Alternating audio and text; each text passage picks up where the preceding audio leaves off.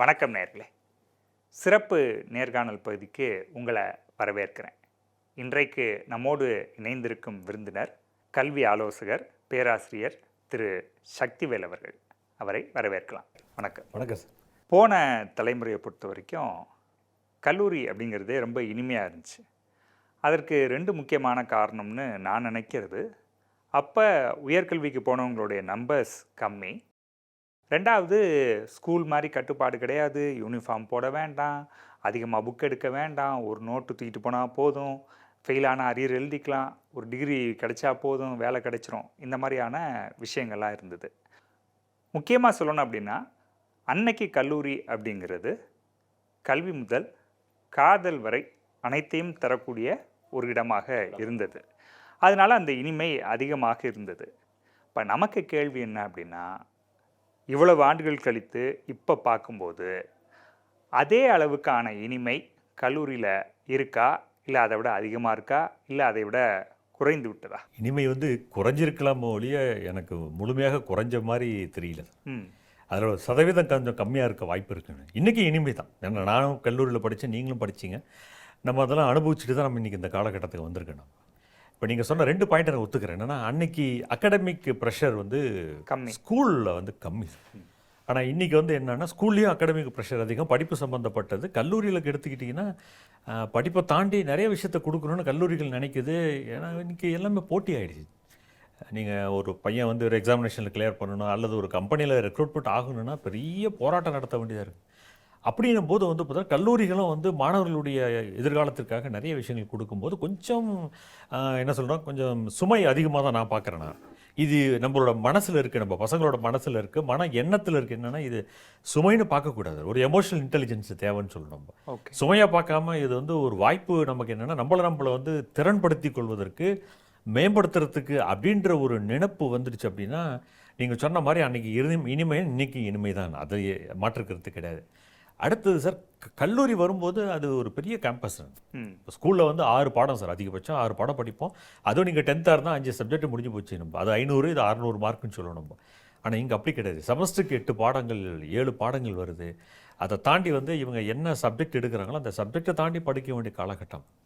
இன்னொன்று, medium of instruction mostly 90% English. So மொழி நம்ம பசங்களுக்கு ஒரு பிரச்சனையாக இருக்குன்றதை நான் பார்க்குறேன். நான் அதை என்ன பண்ணோம், ஒரு சேலஞ்சாக எடுத்துக்கிட்டு இப்போ நாங்களாம் அப்படி தான் டெவலப் பண்ணோம். நான் படிக்கக்கூடிய பல்கலைக்கழகத்துக்கு வரும்போது ஆங்கிலம்ன்றதான் எனக்கு அவ்வளோலாம் பெருசாலாம் ஒன்றும் தெரியாது. ஆனால் இன்றைக்கி நம்ம டெவலப் ஆகிருக்கோன்னா அது ஒரு ப்ளஷர் எடுத்துகிட்டு பண்ணணும் நம்ம. ஸோ அதனால் கொஞ்சம் சதவீதம் குறைஞ்சிருக்க ஒழிய முற்றிலுமாக இந்த மகிழ்ச்சி, சந்தோஷன்றது மாணவிகளை விட்டு இன்னும் விலகலை. அது யாரோட கண்ணோட்டத்தில் இருக்குன்னா, அந்த பசங்க அதை எப்படி எடுத்துக்கிறாங்கன்றதை பொறுத்து இருக்குது சார். அதனால் இன்றைக்கி ப்ளஷர் தான் இந்த காலேஜ்ன்றது. It's a pleasure. அதான் அந்த ஏஜ் குரூப் 18 to 25 உலகத்திலே பார்த்தீங்கன்னா ஒரு பியூட்டிஃபுல்லான ஒரு ஏஜ் குரூப்பாக அதில் அவங்க அனுபவிக்கணும், தங்களுடைய எதிர்காலத்தை பற்றி அவங்க சிந்திக்கணும் சார். எல்லா மீடியமும் கல்லூரிக்கு வர்றாங்க. அரசு பள்ளியில் படித்தவரும் வராரு, மெட்ரிகுலேஷனில் படித்தவரும் வராரு, சிபிஎஸ்சியில் படித்தவரும் வராரு. இவங்க எல்லாரும் ஒரே ரூமில் உட்காந்து அடுத்த கட்ட கல்வியை கற்றுக்குறாங்க. இப்போ என்ன அப்படின்னா, ஒரு செடி மாதிரி ஒரு கிராமத்தில் இருந்து ஒரு பையன் வரார், அல்லது ஒரு மாணவி வர்றாங்க அப்படின்னா, அவங்க இது வரைக்கும் பார்த்த உலகம், படித்த படிப்பு வேறாக இருக்கிறது, அங்கே இருக்கக்கூடிய அட்மாஸ்பியர் வேறாக இருக்கிறது. ஆனால் நான் கல்லூரிக்குள்ளே வரும்போது வித்தியாசமான நபர்களோடு நான் பழக வேண்டிய தேவை இருக்கிறது. எனவே ஒரு இடத்துக்கு நான் உள்ளே நீங்கள் சொன்ன மாதிரி கேம்பஸுக்குள்ளே வந்த பிறகு அங்கே அடாப்ட் பண்ணிக்கிறதுக்கு நான் என்னெல்லாம் செய்யணும்? முதல்ல நம்ம மனநிலையை கொஞ்சம் மாற்றிக்கணும் சார். பள்ளி என்பது வேறு சார். கல்லூரி வரும்போது நீங்கள் அதே மென்டாலிட்டியோடு நமக்கு வரக்கூடாது. ரெண்டாவது, நீங்கள் சொன்னது எல்லாமே சார், ஒரு பன்மைத்துவம் ரொம்ப நல்லது. ஹெட்ரோஜெனிட்டின்னு சொல்லுவாங்க. இப்போ ஒரே ஊர், ஒரே லாங்குவேஜ் பேசக்கூடியங்க, ஒரே மொழி, அவங்களோட உடை, இதெல்லாம் ஒரே மாதிரி இருக்கிறது ஃபஸ்ட்டு 4 நாளுக்கு சந்தோஷமாக இருக்கும். அதுக்கப்புறம் பார்த்தா அதே ஊர், அதே பையன், நம்ம கூட படித்தவன் தான் வந்திருக்கான் அப்படின்னு போர் அடிச்சிடும். இப்போ நீங்கள் புது மாணவிகள், புது இங்கிலீஷ் அப்படின்றது நான் என்றைக்குமே பசங்கிட்ட சொல்லுவேன். பசங்கன்னா 2 பேரும் தான், பிள்ளைகள் தான். ஒரு பேஷனாக இருக்கும் sir. Learning is a fashion. Language கற்றுக்கிறது ஒரு பேஷன். அந்த பேஷன் அப்படின்றது விருப்பப்பட்டு செய்யணும் சார். நம்ம இஷ்டப்பட்டு செஞ்சால் தான் எதுவுமே கஷ்டமாக தெரியாது. என்னை பொறுத்தவரை ஒரு 3 மாதம் டைம் ஆகும். இப்போ இந்த ப்ரோக்ராமோடைய பர்பஸே என்னென்னா, இப்போது கவுன்சிலிங் முடிஞ்சு நேற்று தான் காலேஜ் திறந்தாங்க. இன்னைக்கு காலேஜ் போகக்கூடியவங்க நாளைக்கு காலேஜ் போகிற பசங்களுக்கு ஒரு எஜுகேட்டிவ் ப்ராசஸ் நீங்கள் வச்சுக்கலாம் சார். ஓகே. இது வந்து ஒரு படிப்புன்னு வச்சுக்கலாம் நம்ம. அந்த படிப்பு அப்படின்னும் போது இது பார்க்குற மாணவர்கள் தங்களை வந்து மனதளவில் வந்து தயார்படுத்திக்கணும். ரெண்டாவது என்ன சார், இது நிதர்சனமான உண்மை என்னென்னா, எந்த கல்லூரிக்கு போனாலும் மொழி இருக்கும், இங்கிலீஷ் தான் இருக்கும், மீடியம் ஆஃப் இன்ஸ்ட்ரக்ஷன். இப்போ நம்ம தமிழ்நாட்டு விட்டு வெளியே போகும்போது வந்து லாங்குவேஜஸ் வெரி இம்பார்ட்டன்ட். அது முடியாத யாரும் கிடையாது. ஆனால் நீங்கள் +2 வரையும் நீங்கள் லாங்குவேஜ் படிச்சிருக்கீங்க, அது ஒன்று. ரெண்டாவது அப்படின்னும் போது புது புது நண்பர்கள் கிடைக்கும் போது அனுபவம் சார். பள்ளி கொடுக்கக்கூடிய அனுபவம் வந்து ரொம்ப கம்மி, ஆனால் கல்லூரி கொடுக்கக்கூடிய அனுபவம் மிகப்பெரிய அனுபவம். நம்ம இன்னும் நான் எப்படி சொல்லணும்னா, எல்லா இடத்துலையும் பேசும்போது காலேஜில் பேசும்போது ஸ்கூல்ஸ் அப்படின்றது நமக்கு வந்து ஒரு ஃபவுண்டேஷன் கொடுக்குது சார், ஒரு விதை போடுது ஸ்கூல். ஆனால் அந்த மரமாக வர்றது, ஆழமரமாக விருட்சகமாக வர்றது வந்து எங்கன்னா கல்லூரி தான் நம்ம. ஓகே. ஸோ அங்கே வந்து ஃபண்டமெண்டல் டீச் பண்ணுறோம். இங்கே வரும்போது நாங்கள் என்ன பண்ணுறோம் அப்படின்னா, ஸ்பெஷலைஸ்டு நாலேஜ், ஸ்கில்ஸு, டேலண்ட்டை டெவலப் பண்ணுறோம் நம்ம. இந்த டேலண்ட் ஏன்னா இனி 21ஆம் நூற்றாண்டில் நம்ம நினைக்கிற மாதிரி இல்லை சார். தினமும் ஒரு டெவலப்மெண்ட்ஸு, நிமிஷத்துக்கு ஒரு வந்துட்டே இருக்கு. அதுக்கு நம்ம பையனை நம்ம தயார் பண்ணணும் நம்ம. இதை நீங்கள் வந்து எந்த மாணவ மாணவி வந்து புரிஞ்சுக்கிறாங்களோ, உள்வாங்கிட்டு போகிறாங்களோ, நிச்சயமாக அவங்களால வந்து இந்த சேஞ்சஸுக்கு அடாப்ட் பண்ணிக்க முடியும் சார். சார், முடியாதது என்பது முயலாதது வரைன்னு சொன்னாங்க. இந்த மாதிரி வந்து ட்ரை, நம்மளுடைய எடிசனோட formula, try one more time. First time failure ஆகுதா, அடுத்த முறை ட்ரை பண்ணுவோம். அந்த மாதிரி ட்ரை பண்ணி உளுந்து எந்திரிச்சு வந்தவன் தான் உங்கள் முன்னாடி உட்காந்துருக்கேன், நீங்கள் உட்காந்துருக்கீங்க. இது பார்க்குறவங்க எவ்வளோ பேர் வந்திருக்காங்க நம்ம. அதனால் வந்து ஒரு பியூட்டிஃபுல்லான காலகட்டம், அதுக்கு நம்ம அடாப்ட் பண்ணிக்க முடியும் சார். ஓகே, முடியும், இட்ஸ் பாசிபிள். சரி, காலேஜ் சைட்லேருந்து என்ன மாதிரியான சப்போர்ட் வந்து இந்த புது பசங்களுக்கு கொடுக்குறாங்க? சரி, நான் உண்மையிலே வந்து 1993 நான் அண்ணாமலை பல்கலைக்கழகம் படித்தேன் சார். அப்போ வந்து அரசாங்கம் இந்த அளவுக்குலாம் வந்து ஒரு கைட்லைன்ஸு, ஒரு 15 நாள் வந்து ஒரு புத்தாக்க பயிற்சி அல்லது ஒரு ஓரியன்டேஷன் ப்ரோக்ராம்லாம் நடத்தலை சார். எடுத்தவொடனே எங்களை கொண்டு போய் கிளாஸில் உட்கார வச்சாங்க. டீச்சர்ஸ் வந்து எங்களை பார்த்துக்கிட்டாங்க, கேம்பஸ் பார்த்துக்கிச்சு. ஆனால் இன்றைக்கி கவர்மெண்ட்டே என்ன சொல்கிறாங்க அப்படின்னா, ஒரு 2 வீக்ஸ் வந்து பசங்களுக்கு ஒரு ஓரியன்டேஷன். ஓகே. அந்த ஓரியன்டேஷனில் சப்ஜெக்டை தாண்டி இன்றைக்கி லாங்குவேஜ் டீச் பண்ணுறாங்க சார், லீடர்ஷிப் குவாலிட்டி. இப்போ நீங்கள் எந்த ப்ரொஃபஷன் வேணால் எடுங்க சார். ஃபார் எக்ஸாம்பிள், நீங்கள் வந்து ஒரு இன்ஜினியரிங், நம்ம பேசுகிறதே பொதுவாக தான் பேசுகிறோம், இன்ஜினியரிங்கோ மெடிக்கலோ அல்லது என்னோடய சப்ஜெக்ட் பொலிட்டிக்கல் சயின்ஸோ, எந்த சப்ஜெக்ட்டுமே வந்து அந்த சப்ஜெக்டை தாண்டி வந்து நிறைய விஷயத்தை வந்து கற்றுக் கொடுக்குறாங்க இந்த 2 வாரத்தில். நீங்கள் அந்த கண்டென்ட் எடுத்து பார்த்தீங்கன்னா தெரியும். நம்ம வெப்சைட்டில் போய் பாருங்க, இருக்குது. நம்ம கம்யூனிகேஷன் இம்பார்ட்டன்ஸ் கொடுக்குறாங்க சார், டெசிஷன் மேக்கிங் இம்பார்ட்டன்ஸ் கொடுக்குறாங்க, பர்சனாலிட்டி டெவலப்மெண்ட், எல்லாத்துக்கு மேலே எப்படி ஒரு மற்றவங்களோட வந்து ஒரு பழகிறது கலந்து இருக்குன்றதையும் வந்து அந்த 2 வாரத்தில் சொல்லி கொடுக்குறாங்க சார். இது ஒன்று. அதுக்கு அடுத்தது இன்னொரு விஷயம் என்ன அப்படின்னா சார், எதை நம்ம வந்து பள்ளியில் வந்து கற்றுக்க முடியலையோ, கற்றுக்க தவறிட்டோமோ, அது வந்து ஃப்ளெக்சிபிளாக வந்து காலேஜில் வந்து நமக்கு கற்றுக் கொடுக்குறாங்க சார். அது வந்து ஒரு மறக்க முடியாத ஒரு உண்மை. இன்னும் எல்லாத்துக்கும் மேலே என்ன அப்படின்னா, நம்ம +2 தாண்டி காலேஜ் வரும்போது நம்மளுடைய சமூக பார்வையை இதுவரையும் அப்பா அம்மா பார்த்துக்கிட்டாங்க. இதுக்கப்புறம் நம்மளே நம்ம பார்த்துக்க வேண்டியது. ஃபைனான்ஷியல் மேனேஜ்மெண்ட்டு, நீங்கள் நிதி மேலாண்மை நீங்கள் தான் பண்ணணும், உங்களுக்கு நீங்கள் தான் முடிவு எடுக்கணும். நீங்கள் என்ன சப்ஜெக்ட் படிக்கலாம், நீங்கள் அடிஷ்னலாக ஏதாவது கோர்ஸ் பண்ணலாம், இந்த மாதிரி நீங்கள் முடிவு எடுக்கக்கூடிய ஒரு வாய்ப்பு நமக்கு கல்லூரி தான் கொடுக்குது சார். சார், இதெல்லாம் பாசிட்டிவான விஷயம், நம்ம பசங்க பார்க்கணும். அதுக்கு அடுத்தது என்னென்னா, நமக்கு ஒரு தன்னம்பிக்கை. அரசு கல்லூரியோ அல்லது நீங்கள் தனியாரில் படிக்கக்கூடிய மாணவர்களுக்கு ஒரு செல்ஃப் கான்ஃபிடென்ட், எந்த சேலஞ்ச் வேணாலும் ஃபேஸ் பண்ண முடியுன்ற ஒரு சேலஞ்சை வந்து ஃபேஸ் பண்ணக்கூடிய அளவுக்கு நம்மளை வந்து தயார்படுத்துறது நம்மளுடைய காலேஜ் தான் நம்ம. ஸோ நிறைய ஆஸ்பெக்ட் நம்ம சொல்லிகிட்டே போகலாம் நம்ம. அதனால் வந்து இது நிறைய வாய்ப்புகள். அதுக்கு அடுத்தது என்னென்னா சார், இது லீடிங் டு எம்ப்ளாய்மெண்ட் ஆப்பர்ச்சுனிட்டி. ஒரு யூஜி டிகிரி முடித்த உடனே ஒரு எம்ப்ளாய்மெண்ட் உங்களுக்கு கிடைக்குது. அந்த எம்ப்ளாய்மெண்ட்டுக்கு உண்டான ஸ்கில்ஸையும் நமக்கு டெவலப் பண்ணுறது நம்மளுடைய காலேஜ் தான். ஒரு குரூப் டிஸ்கஷனில் எப்படி பழகிறது, ஒரு இன்டர்வியூவில் எப்படி நம்ம இது பண்ணுறது, ஒரு ட்ரெஸ்ஸிங் பண்ணிவிட்டு இன்டர்வியூ எப்படி போகிறது, பயோடேட்டா எப்படி ப்ரிப்பேர் பண்ணுறது, ப்ரொஃபஷனல் எத்திக்ஸோடு எப்படி இருக்கிறது, இன்டர்பர்சனல் ரிலேஷன்ஸை, தனி மனித உறவுகள், நிறைய விஷயத்தை வந்து கல்லூரி நமக்கு போதிக்குது. எல்லாத்துக்கு மேலே எனக்கு ரொம்ப பிடிச்சது என்னென்னா, இண்டிபெண்ட்டாக நம்ம சர்வைவல் ஆகிறதுக்கு ஒரு வாய்ப்பு நம்ம காலேஜுக்கு போகும்போது ஓகே கிடைக்குது. இல்லை, இப்போ இண்டிபெண்ட்டாக இருக்கணும்னு சொல்கிறீங்க, அது உண்மை தான். பல வெளிநாடுகளில் குறிப்பிட்ட வயசுக்கு அப்புறம் பிள்ளைங்க வந்து வெளியில் போய் 14 இயர்ஸ்க்கு அப்புறம் அவங்க வந்து அங்கே தனக்கு தேவையான விஷயங்களை செய்துக்கிறாங்க. சாப்பாட்டில் ஆரம்பித்து படிப்பு வரைக்கும் எல்லாமே பண்ணிக்கிறாங்க. ஆனால் நம்ம தமிழ்நாட்டை பொறுத்த வரைக்கும், இந்தியான்னு கூட நான் போகலை, தமிழ்நாட்டை பொறுத்த வரைக்கும் உங்களுக்கு வந்து ஸ்கூல் வரைக்கும் மேக்ஸிமம் 80% 75% வந்து பேரண்ட்ஸ் வந்து பேம்பர் பண்ணி தான் பிள்ளைங்களை கொண்டு வர்றாங்க. அதுக்கப்புறம் அவங்க வந்து 18 வயசில் ஒரு காலேஜுக்குள்ளே போகும்போது சட்டை பேண்ட்டில் ஆரம்பித்து ஃபீஸ் வரைக்கும் எல்லாமே அப்பா அம்மா தான் கட்டுறாங்க. அப்படிங்கிறப்போ திடீர்னு இண்டிபெண்ட்டாக ஒருத்தர் எப்படி செயல்படுவார் அப்படிங்கிற கேள்வி வந்துடுது இல்லையா? சார், ஸ்டூடெண்ட்டோட சைட்லேயும் நம்ம பார்க்கணும், பேரண்ட்ஸோட சைட்லேயும் பார்க்கணும். இப்போ இப்போ பேரண்ட்ஸுக்கு நான் சொல்கிறதுனா நீங்கள் கொஞ்சம் விட்டு பிடிக்கணும் சார். அந்த கொஞ்சம் கயிறு இருக்குன்னா கயிறு கொஞ்சம் லூஸ் பண்ணி விடுங்கன்றேன். மொத்தமாக விட்டுறக்கூடாது. மொத்தமாக விடக்கூடாது. உங்களோட பிடி உங்கள் கையில் இருக்கட்டும். இன்னொன்று என்னென்னா, என்றைக்கு தான் நம்ம பசங்க கற்றுக்குவாங்க சார். எல்லாமே நீங்களே கொடுத்தீங்க அப்படின்னா அப்புறம் எப்படி அவன் எப்போ தான் வந்து இண்டிபெண்ட்டாக வருவான். நீங்கள் டிபெண்டன்சி குறைக்கணும். குறிப்பாக பெண் பிள்ளைகளுக்கு வந்து பார்த்தீங்கன்னா நீங்கள் வந்து டிபெண்டன்சி குறையணும் சார். எதுக்கு எடுத்தாலும் அப்பா, எதுக்கு எடுத்தாலும் அம்மா, குடும்பன்றதை குறைக்கணும். தைரியமாக வரணும். வரும். வாத்தியார் சொல்ல அடிக்கடி அந்த பயந்தவனை குளிரில் பிடிச்சி தள்ளுங்க அப்படின்னு, தண்ணியில் பிடிச்சி தள்ளி விடுங்கன்னு. அந்த மாதிரி நீங்கள் வெளியே வரும்போது பயந்தோம்னா அந்த வாழ்க்கையில் இன்றைக்கி 21ஆம் நூற்றாண்டுலாம் நம்ம சர்வைல் ஆக முடியாது. ஸோ அந்த ஒரு விஷயத்தை நம்ம பார்த்துக்கணும். அதுக்கு அடுத்தது சார், நீங்கள் பேரண்ட்ஸை என்னை பொறுத்தவரைனா ஒரு மேற்பார்வை வச்சுக்கணும். நம்ம அதுக்காக ஒவ்வொரு விஷயத்தில் நம்ம உள்ளே போய் தலையிட ஆரம்பிச்சோன்னா அங்கே தான் கான்ஃப்ளிக்ட் ஆஃப் இன்ட்ரெஸ்ட் வரும். ஓகே சார், நம்ம ஏன் 100% நம்ம பிள்ளைகளை நம்ம பக்கம் இழுக்கணும்னு நினைக்கிறோம். அவங்களுடைய உணர்வுகளுக்கும் முக்கியத்துவம் கொடுக்குறோம், மதிப்பு கொடுக்குறோம். ஆனால் அதே சமயத்தில் வந்து எல்லாம் மீறும்போது அந்த ஃப்ரீடம் வந்து அவங்க மிஸ்யூஸ் பண்ணும்போது நம்ம ஒரு கவுன்சிலராக இருக்கலாம், நம்ம கைட் பண்ணலாம். ஸ்டூடெண்ட்டுக்கு ஒரு ஃப்ரீடம் கொடுக்கணும், அந்த ஃப்ரீடத்தோடு வந்து ரெஸ்பான்சிபிலிட்டியும் கொடுக்கணும். குடும்பத்தை பற்றி அவங்களுக்கு டீச் பண்ணி கொடுக்கும்போது நம்ம பசங்க இந்த ஃப்ரீடத்தை வந்து நல்லபடியாக யூஸ் பண்ணுவாங்க. ஓகே, ஃப்ரீடம் வந்து மிஸ்யூஸ் ஆகாமல் போகும் அப்படின்றது என்னுடைய சார். +2க்கு அப்புறம் ஃபேமிலியோட நம்ம இருக்கிறது ரொம்ப கம்மி சார். காலேஜ் நம்ம வெளியே தான். காலேஜ் முடிச்சதுக்கப்புறம் ஹையர் ஸ்டடீஸ் போகிறீங்கன்னா பக்கத்து ஸ்டேட் போவீங்க. இல்லை நீங்கள் வெளிநாட்டில் போய் ஒரு எம்எஸ் பண்ணுறீங்க, எம்டெக் பண்ணணும், எம்இ பண்ணணும், வெளிநாடு போய் ஆகணும். வேலை கிடைச்சதுனா அவங்க சொந்த ஊரில் வேலை கிடைக்கிறதெல்லாம் ரொம்ப கஷ்டம். அப்போ வெளியூருக்கு போய் ஆகணும். அப்போ அதுக்கு நம்ம பிள்ளைகளை நம்ம இப்பயே வந்து தயார்படுத்தணும் சார். ஓகே, தயார்படுத்தணும். நீங்கள் உடனே சொல்லலாம் சார், விட்டா என் பையன் அது 5% சார்.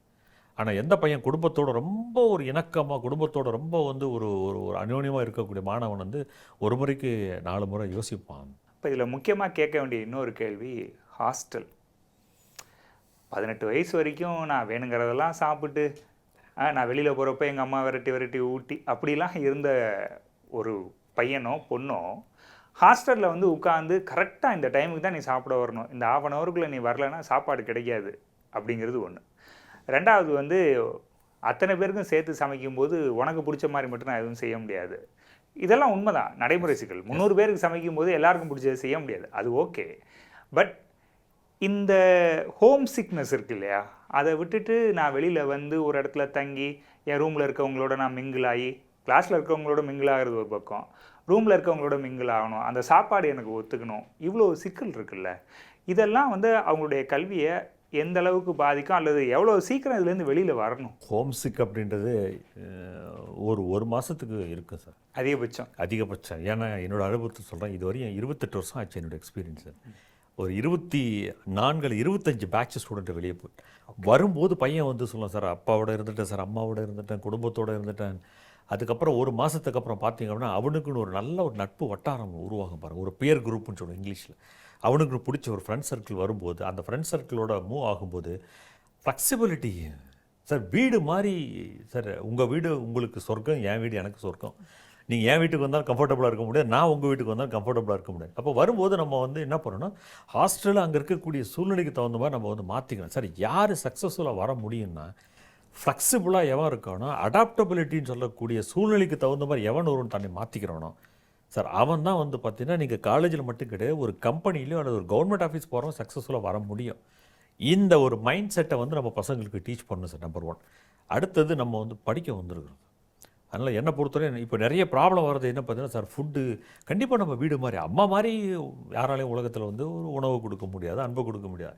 பட் அதே மாதிரி எதிர்பார்க்கவும் கூடாது நம்ம காலேஜில் வரும்போது. ஹாஸ்டல் என்னோட அட்வைஸ் என்ன அப்படின்னா, be with the hostel, be with இந்த கேம்பஸ். அது ரொம்ப ஒரு சேஃப் நம்ம பிள்ளைங்களுக்கு, அது குறிப்பாக பெண் பிள்ளைகள் ரொம்ப சேஃப். நம்ம இப்போ ஃபுட் அப்படின்றது பிரதானமாக நம்ம பார்க்க வேண்டிய அவசியம் கிடையாது. நம்ம வந்திருக்கக்கூடிய 3 வருஷம் 5 வருஷம் 4 வருஷம் நம்மளுடைய பிரதானமான குறிக்கோள் என்ன அப்படியே இருக்கணும்னா, நம்மளுடைய கேரியர்.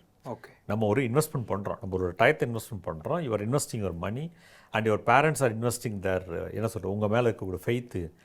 அதை கவனத்தில் வைக்கும்போது சார், இந்த சின்ன ஒரு ஹிக்கப்ஸு, இதை இடர்பாடுகள்லாம் வந்து பெருசாக இருக்க வாய்ப்பு இல்லை சார். ஸோ இதுக்கு தயார் பண்ணணும் நம்ம பசங்களை, அதுதான் நம்மளுடைய நோக்கமாக இருக்கணும் சார். Yes sir. இப்போ கல்லூரிக்குள்ள வந்த பிறகு நீங்கள் சொன்ன மாதிரி கேம்பஸை எந்த அளவுக்கு யூஸ் பண்ணோம்? இப்போ அங்கே வந்து லேப் இருக்குது. Yes sir. லைப்ரரி இருக்குது, கிளாஸ் ரூம் இருக்குது, கேன்டீன் கூட இருக்குது. இப்போ பர்டிகுலராக லேபையும் லைப்ரரி இது ரெண்டும் தான் முன்னேறி போகிறதுக்கு மிகவும் உதவியாக இருக்கக்கூடிய விஷயமா இருக்குது. எக்ஸாக்ட்லி. இப்போ இது ரெண்டையும் நான் எப்படி யூஸ் பண்ணணும் ஒரு 3 இயர்ஸில் 4 இயர்ஸில்? சார் ரொம்ப ப்ராக்டிக்கலாக சொல்லணும்னா, நீங்கள் டியூஷன் ஃபீ பே பண்ணுறீங்க, எக்ஸாம் ஃபீஸை பே பண்ணுறீங்க. அந்த கொடுக்கக்கூடிய பணத்துக்கு நீங்கள் முழுமையாக என்ன பண்ணுங்கள், இருக்கக்கூடிய வாய்ப்புகளையும் இன்ஃப்ராஸ்ட்ரக்சரும் லைப்ரரியும் லெபார்ட்ரியும் நீங்கள் வந்து யூஸ் பண்ணணும் சார். அஸ் அ கன்சியூமர் கண்டிப்பாக sir. You're the consumer because your parents are paying money. அப்போ அந்த ஃபீஸ் கட்டும்போது நீங்கள் என்ன பண்ணுங்க அப்படின்னா, அங்கே இருக்கக்கூடிய, ஏன்னா இது எல்லாத்துக்கும் சேர்த்து நம்மகிட்ட ஃபீஸ் வாங்குறாங்க, அங்கே இருக்கக்கூடிய ஃபெசிலிட்டிஸை வந்து யூஸ் பண்ணணும். ஒன்று முதல்ல நான் என்ன சொல்கிறேன் அப்படின்னா, நம்ம பிள்ளைகளுக்கு லேபுக்கு போகிறதும் லைப்ரரி போகிறதும் வந்து இட் ஷுட் பி ஹேபிட். ஒரு நாளைக்கு வந்து பார்த்தீங்கன்னா குறைஞ்சபட்சம் ஒரு மணி நேரம் வச்சு நம்ம லைப்ரரி, அதுவும் ஹாப்பி என்னென்னா டைம் டேபிளில் இன்றைக்கி நாங்கள்லாம் சேர்த்துட்டோம். லைப்ரரி ஹவர்னு ஒன்று இருக்குது. ஓகே, ஒரு லேப் ஒரு பீரியட் உண்டு சார். அதே மாதிரி வாரத்தில் வந்து பார்த்தீங்கன்னா 2 அல்லது 3 மணி நேரம் வந்து லேபுக்குன்னு தனியாக டைம் டேபிள் உண்டு சார். இது இல்லாமல் வந்து பார்த்திங்க அப்படின்னா நம்ம என்ன பண்ணுறோம், எக்ஸ்டென்ஷன் ஆக்டிவிட்டி பசங்களுக்கு என்ன பண்ணுறோம், கேம்பஸ் உள்ள அவுட் சைடு கேம்பஸ் கூட்டிகிட்டு போகிறோம். இவங்க என்னென்னா, இவங்க தானாக வந்துட்டாங்கனாலும் பிரச்சனை இல்லை, இல்லைன்னா நம்ம வந்து கரிக்குலத்தில் உள்ளே கொண்டு வந்துட்டோம் பாடத்திட்டத்திலே, அதனால் அவங்க வந்து போக வேண்டிய கட்டாயம். சரி, இன்னொன்று என்னென்னா, ஸ்கூலில் கூட நீங்கள் லிமிட்டடான நாலேஜோடு நீங்கள் இருந்தலாம். நீங்கள் இருக்கிற புத்தகத்தை படித்து அதில் இருக்கக்கூடிய 10 கேள்விகள் 50 கேள்விகள் 100 கேள்வி தெரிஞ்சால் போதும். பட் காலேஜை பொறுத்த வரையும் என்னென்னா, உங்களுடைய எம்ப்ளாயர் சொல்லக்கூடிய வேலை கொடுக்கக்கூடிய உங்ககிட்ட என்ன எதிர்பார்க்குறான்னா, இப்போ சார் வந்து ஒரு இன்டர்வியூ போகிறீங்கன்னா, படித்ததை தாண்டி இவர் என்ன கற்றுக்கிட்டு இருக்காரு, என்ன எக்ஸ்ட்ரா ஸ்கில் இருக்குன்னு, இவர் படித்ததை வந்து லேப்லேயும் லைப்ரரியில் படித்ததை வந்து ப்ராக்டிக்கலாக பையன் எந்த அளவுக்கு அப்ளை பண்ணுறதுக்கு தயாராக இருக்கான். அப்போ அந்த ஒரு கம்பல்ஷன் இருக்கும்போது நீங்கள் லைப்ரரி விசிட் அப்படின்றது, மறுபடியும் நான் சொல்கிறேன், அது ஒரு ஒரு ஒரு விருப்பப்பட்டு தான் போகணும் போலே, நாங்கள் கட்டாயப்படுத்தி டைம் டேபிளில் போட்டால் தான் பையன் போகணும் அவசியம் கிடையாது. போடாமையும் பையன் வந்து பார்த்தீங்கன்னா நீங்கள் வந்து போகணும். இன்னொன்று, just look at your family. எல்லாரோட ஃபேமிலியும் வந்து பார்த்தீங்கன்னா மேபி 10% ஆஃப் த ஃபேமிலி வந்து பயங்கர ரிச்சாக இருப்போம். ஃபேமிலி வந்து பையன் வேலைக்கு போனாலும் போகாட்டியும் பிரச்சனை இல்லைன்னு இருப்பாங்க. ஆனால் மெஜாரிட்டி ஆஃப் த ஃபேமிலி வந்து இவர் வேலைக்கு போனால் தான், இந்த பிள்ளை வேலைக்கு போனால் தான் ஃபேமிலியை வந்து லிஃப்ட் பண்ணணும்னு வரும்போது, அந்த ஒரு பொறுப்பு ஒரு ஒரு ஒரு கருத்தோடு இருக்கும்போது ஆட்டோமேட்டிக்காக நம்ம பசங்களுக்கே வந்து லைப்ரரி போகணும், லேப் போகணும். இன்னொன்று என்னென்னா, டீச்சர்ஸோட கையிலையும் இருக்குது சார். ஒரு இன்னோவேட்டிவான டாபிக்ஸு, புது புது டாப்பிக்கு, புது புது விஷயத்தை வந்து பசங்களுக்கு கேட்கும்போது, அசைன்மெண்ட் கொடுக்கும்போது, கண்டிப்பாக அந்த பசங்க அங்கே லைப்ரரி போய் தான் விசிட் பண்ணி ஆகணும். இன்னொன்று சொல்லுவாங்க, சார் இன்றைக்கி எல்லாமே ஆன்லைனில் இருக்குது சார், எல்லாமே இருக்குது சார், இன்றைக்கி AI technology. I am sorry, இது பார்க்கக்கூடிய நேயர்கள் நல்லா தெரிஞ்சிங்கன்னா, 15 to 20% of the literatures are only available in நெட்டில் இருக்குது. இது அப்டேட் பண்ணாத இன்ஃபர்மேஷன்ஸ் 80% ஆஃப் த இன்ஃபர்மேஷன்ஸ் உங்கள் லைப்ரரியில் இருக்குது. வெளியில் தான் இருக்குது. வெளியே தான் இருக்குது. நீங்கள் இங்கே டாக்குமெண்டேஷன் பண்ணது 16லேருந்து 20% தான். நீங்கள் மற்ற டாக்குமெண்டேஷன் பண்ணாத வந்து ரிசோர்ஸஸ் இருக்குது நம்மளோட லைப்ரரியில். அதை வந்து நீங்கள் போய் யூஸ் பண்ணணும். நான்லாம் வாரத்தில் குறைஞ்சபட்சம் 3 நாள் எங்களோட டைம் டேபிள் இருந்ததோ இல்லை, நாங்களாம் லைப்ரரியில் விசிட் பண்ணுவோம் சார். ஸோ இந்த ஹேபிட்டை கொண்டு வரும்போது வந்து படிக்கக்கூடியவன் வந்து மார்க் மட்டும் வாங்குறதில்ல சார், முழு மனிதனாக வெளியே வராங்க சார் அவங்க. ஓகே, ஸோ அது ஒரு ப்ளஸ் பாயிண்ட் இருக்குது சார். அதனால் வந்து it should be a habit. Okay, ஸ்டூடெண்ட்ஸோட ஹேபிட் என்னென்னா, லைப்ரரி போகிறது, லேப் யூஸ் பண்ணுறது, இன்ஃப்ராஸ்ட்ரக்சர் முழுமையாக யூஸ் பண்ணுறது, இதை வந்து அவங்க மனசில் வந்து பதிய வச்சுக்கணும். ஒரு ஓகே சார். இப்போ வந்து முதல் தலைமுறையாக ஒரு படிக்க போகிறாருன்னு வச்சுக்கோங்களேன். நான் ஃபஸ்ட்டு தலைமுறை பட்டதாரி சார். மகிழ்ச்சி சார். Yes sir. முதல் முறையாக நான் தான் போகிறேன். எஸ். எங்கள் அப்பா படிக்கல, அம்மா படிக்கல, அவங்களுக்கு முன்னோர்களும் படிக்கலை, அதிகபட்சம் +2 தான், நான் தான் அதை தாண்டி உள்ளே போகிறேன் அப்படின்னா, அந்த மாதிரி மாணவர்கள், இன்க்ளூடிங் பொண்ணுங்களும் சரி பசங்களும் சரி, நம்ம மாணவர்னா 2 பேரும் சேர்ந்து, அவங்க வந்து என்னென்ன சவால்களை சந்திக்க வேண்டியிருக்கும்? Yes sir. ஒன்று வந்து நான் முதல்ல சொன்ன மாதிரி ஒரு டிரான்சிஷன் பீரியடு சார். இது நீங்கள் ஸ்கூல் டு காலேஜ் வந்து ஒரு டிரான்சிஷன். இந்த டிரான்சிஷனுக்கு நம்ம பிள்ளைகளை வந்து ரெடி பண்ணணும் சார். நம்பர் 1. அடுத்தது நம்மளுடைய லாங்குவேஜ். மேபி நீங்கள் சிட்டிலேருந்து வரக்கூடியவங்களுடைய லாங்குவேஜ், அவங்களுடைய அக்சென்ட்டு, ப்ரொனன்சியேஷன், ப்ரெசன்டேஷன்லாம் வந்து டிஃப்ரெண்ட்டாக இருக்கும். நம்ம பசங்களுக்கு இருக்குது. அதுக்காக நம்ம வந்து ஃபெட்டப் ஆகிடக்கூடாது. காம்ப்ளெக்ஸை மட்டும் டெவலப் ஆக விடக்கூடாது. தாழ்வு மனப்பான்மை டெவலப் ஆகிறதுக்கு இந்த பிள்ளைகள் விடவே கூடாது சார். நான் என்ன சொல்ல சார், இது இந்த இந்த நம்மளுடைய மதர் டங் அப்படின்றத வச்சு நம்ம கேரியரை பில்டப் பண்ண முடியும்னு சொல்ல வந்தேன். பட் நாட் ஃபார் ஆல், எல்லாருக்கும் அது நான் சொல்லலை சார். அடுத்தது இன்னொரு, நீங்கள் முதல்ல ஒரு கேள்வி கேட்டீங்க, என்ன சார் என்ன சவால்கள் இருக்குது அப்படின்னா, ரூரல் அர்பன் பெரிய ஒரு டிவைட் இருக்குது சார் காலேஜில். நான் பார்த்துருக்கேன். நான் அர்பன், அதாவது கிராமத்திலேருந்து வரவங்களுக்கு நகரத்திலேருந்து வரக்கூடிய பிள்ளைகளுக்கு மிகப்பெரிய ஒரு இடைவெளி. நம்ம இந்த ஐஸ் பிரேக் பண்ணுறது தான் நம்ம அந்த 15 நாள் ஓரியன்டேஷன் ப்ரோக்ராம் நடத்துறது. அது போதுமா? இல்லை சார், பத்தாது. அது அடுத்து சொல்ல, அது ஒரு 15 நாள் நடத்துகிறோம். அதுக்கு பின்னாடி என்ன செய்கிறோம் அப்படின்னா, டெய்லியும் வந்து மென்டார் மென்டின்னு ஒரு சிஸ்டம் இருக்குது காலேஜில் சார். ஓகே, அவங்கவுங்களும் ஒரு கவுன்சிலர் இருப்பாங்க. அவங்கக்கிட்ட நம்ம என்ன பண்ணலாம், நம்மளுடைய டிஃபிகல்ட்டிஸை வந்து நல்ல டீச்சர்லாம், தேர் எக்ஸலண்ட் கவுன்சிலர்ஸ், அவங்கக்கிட்ட நம்ம என்ன பண்ணலாம், பேசலாம் நம்ம. ஸோ இந்த டிவைடு கொஞ்சம் குறையணும் சார். ஒன்று. அதுக்கு அடுத்தது இன்னொன்று பார்த்திங்க அப்படின்னா, நம்மளோட ஃபுட் ஹேபிட்ஸு, நம்மளோட ட்ரெஸ்ஸிங் சென்ஸ் எல்லாமே வேறையாக இருக்கும். வெளியிலேருந்து வரக்கூடிய ஸ்டேட்டு நம்ம இங்கே வரக்கூடிய நம்ம என்ன சொன்ன ஒருத்தரை போய் முழுசாக மாற்றுறது நம்மளுடைய வேலை கிடையாது. நம்மளோட ஐடென்டிட்டி விட வேண்டாம். அதே சமயத்தில் வந்து என்ன பண்ணலாம்னா காலேஜ் போகும்போது ஒரு மைண்டில் வச்சுக்கணும்னா புது இடம், புது சூழ்நிலை, புது மாணவர்கள், புது கலாச்சாரம், புது உணவு பழக்க வழக்கம் எல்லாமே இருக்கும். அதுக்கு நம்ம வந்து என்ன பண்ணணும், கொஞ்சம் ஃப்ளெக்சிபிளாக இருக்கணும். ஒழிய முழுமையாக நீங்கள் உங்களுக்கு காம்ப்ரமைஸ் பண்ணுங்கன்னு சொல்லவே இல்லை. நம்ம கொஞ்சம் ஃப்ளெக்சிபிளாக இருங்க சார். அது ஒன்று. அதுக்கு அடுத்தது வந்து படிப்பு கொஞ்சம் சுமை அதிகமாக இருக்கும். இந்த சுமையை வந்து நம்ம சுமக்கிறதுக்கு நம்ம பிள்ளைகள் தயாராக இருக்கணும். இப்போ இந்த இடத்துல தான் நான் ஒன்று சொல்லுவேன் என்னென்னா, ஒரு பையனுடைய விருப்பம் நம்ம நிறைய ப்ரோக்ராமில் பேசும்போது சொல்லியிருக்கணும். பையனோட விருப்பம் என்னவோ அந்த விருப்பத்தை ஒட்டி தான் நம்மளுடைய பாடம், அவனுடைய சப்ஜெக்ட், அவனுடைய கோர்ஸ் நம்ம டிசைன் பண்ண சொல்கிறோம். ஏன்னா அவரே விருப்பப்பட்டு படிக்கிறார் அப்படின்னும் போது எந்த கஷ்டம் வந்தாலும் பையன் வந்து சரின்ட்டு போயிடுவானும். ஸோ அந்த சுமையை வந்து கொஞ்சம் நம்ம தூக்கல. அந்த வார்த்தையிலே எனக்கு கொஞ்சம் வேறுபடுது. ஏன் அது சுமையாக இருக்கணும்? சுகமான கல்வியாக இருக்கணும் இல்லையா? சுகமான சுமைன்னு சொல்லுவோம். எப்படி இருந்தாலும் அது சுமை தான். சரிங்க, நான் வார்த்தையை வாபஸ் ஆகிய சுகமான சுமை அப்படின்னு வச்சுக்க. சுகமான கல்வி, ப்ளசண்ட்டான ஒரு எஜுகேஷன் வச்சுக்கலாம். நம்ம அவன் ப்ளசண்ட்டாக பார்க்க ஆரம்பித்தான் அப்படின்னா எல்லாமே ப்ளசண்ட்டாக இருக்கும். சரி, எந்த கிராமமே நீங்கள் என்ன பண்ணுங்கள், காலையில் நேரத்தில் வந்து ஒரு ட்ரிப் அடிங்களேன். அப்படி சைக்கிளில் போங்க, காரில் போங்க, பைக்கில் போங்க. உங்கள் ஊர் உங்களுக்கு ரொம்ப அழகாக தெரியும். காலையில் 4 மணிக்கு, 4:30 மணி, 5 மணிக்கு அந்த மாதிரி நீங்கள் பார்க்குற கண்ணோட்டத்தில் இருக்கணும். எல்லாமே நீங்கள் வந்து பார்த்தீங்கன்னா, நீங்கள் வந்து உலக உட்பக்கம் காண்பாருன்னு அந்த மாதிரி நீங்கள் வந்து எல்லாத்தையும் உள்ளே போய் பார்த்தீங்கன்னா அதோட எண்டு வந்து நம்மளுடைய ஃப்யூச்சராக தான் இருக்கும். ஓகே சார், பிகினிங் ஆனால் கஷ்டமாக இருக்குது சார். போக போக வந்து கேம்பஸ் லைஃப் அப்படின்றது it was a very beautiful. Every one can enjoy. அதை என்ஜாய் பண்ணுற மாதிரி எடுத்துக்கணும்லே அது கசப்பாக எடுத்துக்கிட்டிங்கன்னா அது கசப்பாக தான் தெரியும் நம்ம. ஸோ இந்த மாதிரி சின்ன சின்ன சேலஞ்சஸ் இருக்கா. பட் அது வந்து நம்மளோட கல்வியை பாதிக்கக்கூடிய வகையில் வந்து இருக்காதுன்றது என்னுடைய, அது உங்களுடைய எடுத்துக்கக்கூடிய மனப்பக்குவத்தில் இருக்குது, உங்களோட பார்வையில் இருக்குது. இப்போயே கொஞ்சம் நீங்கள் பார்வை அப்படியே கொஞ்சம் மாற்றிக்க வேண்டியதான் சார். ஓகே, கல்லூரிக்கு போகக்கூடிய மாணவர்களுக்கு நீங்கள் தரக்கூடிய டிப்ஸ் சூப்பர் சார். என்ன? என்ன சார், நம்ம லிஸ்ட்லேயே இல்லைன்ற மாதிரி எதிர்பார்க்காத ஒரு கேள்வி கேட்டீங்க சார். நம்பர் 1, ஃபஸ்ட்டு வந்து ஒரு இலக்கை உருவாக்கிக்குங்க சார். ஒரு கோல் இருக்கணும். கோல் இல்லை அப்படின்னா அவையார் சொல்கிற மாதிரி வந்து பார்த்தோன்னா இலக்கு இல்லாத பயணம் கெடுன்னு சொல்லிட்டு அப்படி. இப்போ நீங்கள் எங்கே போகணுன்றதை முடிவு பண்ணிங்க. நீங்கள் வந்து முடிவு பண்ணுங்கள். உங்கள் தேவைப்பட்டால் அப்பா அம்மா கிட்ட கன்சல்ட் பண்ணுங்கள். த கோல் இஸ் வெரி இம்பார்ட்டன்ட்.